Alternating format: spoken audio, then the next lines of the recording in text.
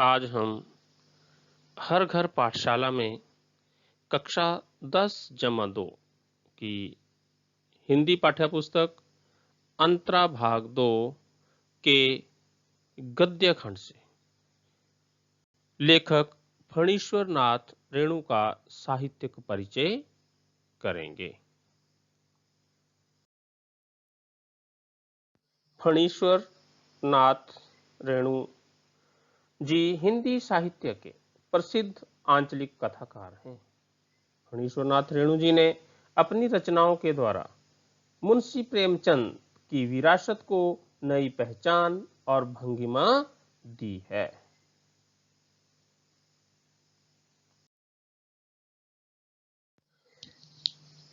रेणु जी का जीवन परिचय कुछ इस प्रकार है।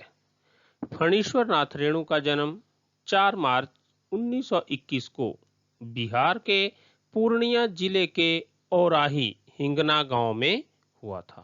उनकी शिक्षा भारत और नेपाल में हुई।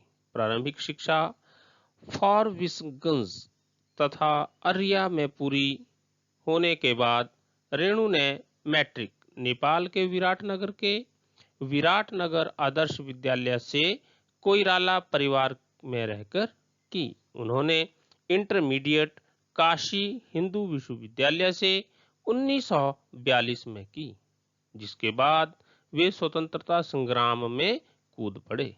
बाद में 1950 में उन्होंने नेपाली क्रांतिकारी आंदोलन में भी हिस्सा लिया, जिसके परिणाम स्वरूप नेपाल में जनतंत्र की स्थापना हुई।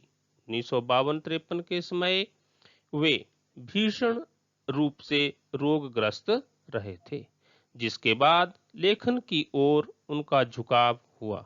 उनके इस काल की झलक उनकी कहानी तबे एकला चलो रे में मिलती है। उन्होंने हिंदी में आंचलिक कथा की नींव रखी। सच्चिदानंद हीरानंद वात्स्यायन अज्ञेय उनके समकालीन कवि थे और उनके परम मित्र भी थे। इनकी कई रचनाओं में कटिहार के रेलवे स्टेशन का उल्लेख मिलता है। सन 1975 में लगे आंतरिक आपातकाल का भी उन्होंने विरोध किया। वे राजनीतिक दृष्टि से भी सदा सजग रहे। सन 1977 में उनका देहांत हो गया।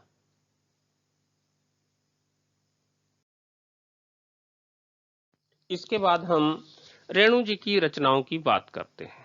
रेणु की प्रमुख रचनाएं इस प्रकार हैं। उनके उपन्यास मैला आंचल, परती परिकथा, पलटू बाबू रोड, तीर्थ यात्रा, जुलूस, कितने चौराहे। उनकी कहानियां रेणु जी की 63 कहानियां उपलब्ध हैं।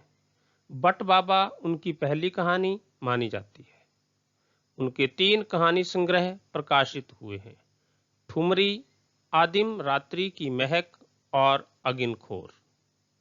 सबके अतिरिक्त उन्होंने 7-8 मौलिक निबंधों के अतिरिक्त व्यंग्यात्मक निबंध तथा संस्मरण भी लिखे हैं।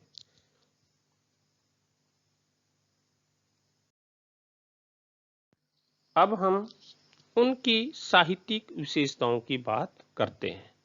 रेणु जी की अंचल विशेष को अपनी रचनाओं का आधार बनाकर आंचलिक शब्दावली और मुहावरों का सहारा लेते हुए वहां के जीवन और वातावरण का चित्रण किया है।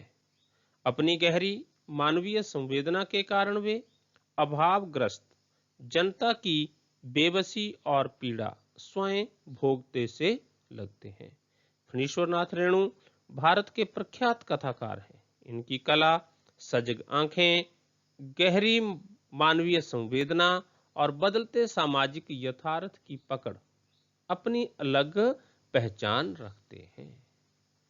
इन्होंने महत्वपूर्ण उपन्यासों के अतिरिक्त अपने शिल्प और आस्वाद में भिन्न हिंदी कहानी परंपरा को भी जन्म दिया है।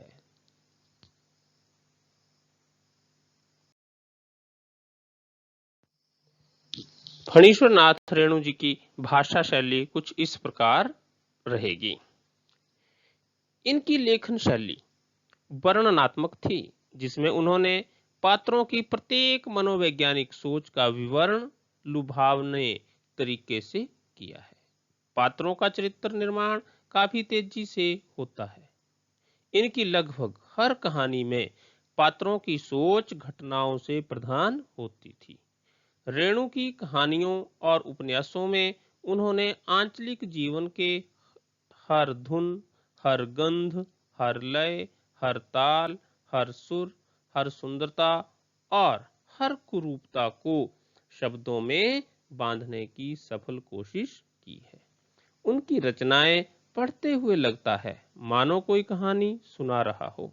ग्राम्य जीवन के लोकगीतों का उन्होंने अपने कथा साहित्य में बड़ा ही सर्जनात्मक प्रयोग किया है।